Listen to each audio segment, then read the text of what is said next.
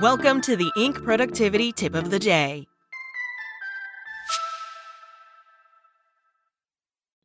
Today's tip: how to give feedback successfully. An expert opinion by Justin Bariso, author of EQ Applied.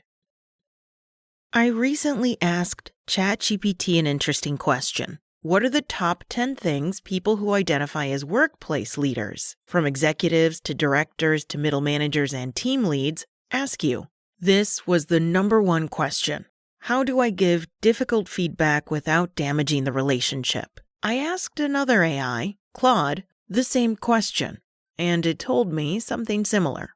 The question it was asked most: how do I handle a difficult conversation?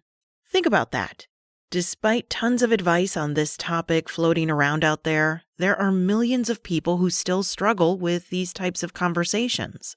I can relate, because despite eating, sleeping, and breathing the topic of emotional intelligence, my stomach can still get turned in knots in these types of situations. But through research, experience, and lots of testing, I've developed frameworks that help me deal with the human stuff. Here are a couple that I hope will help you too. 1.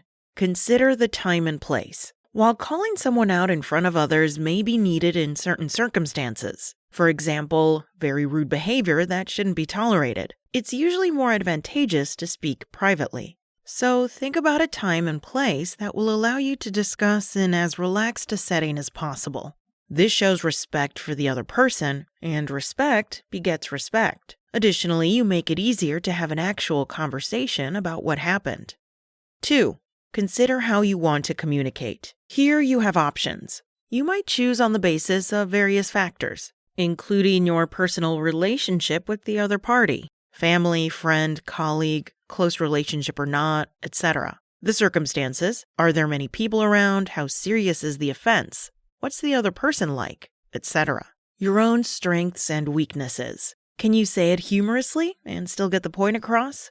Would a stern look for now followed by a conversation later suffice? Etc. There's much more to consider, but this is a start. 3. Ask questions.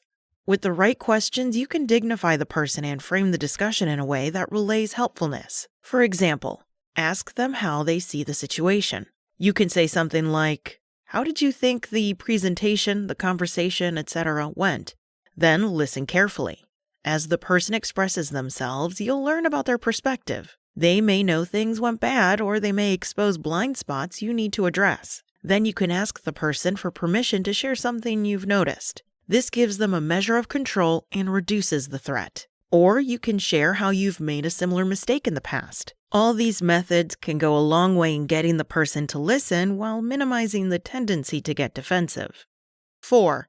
Continue learning. Communication is an art, one that takes time and practice to improve. So after a conversation like this, take time to analyze and deconstruct. Did the conversation go well?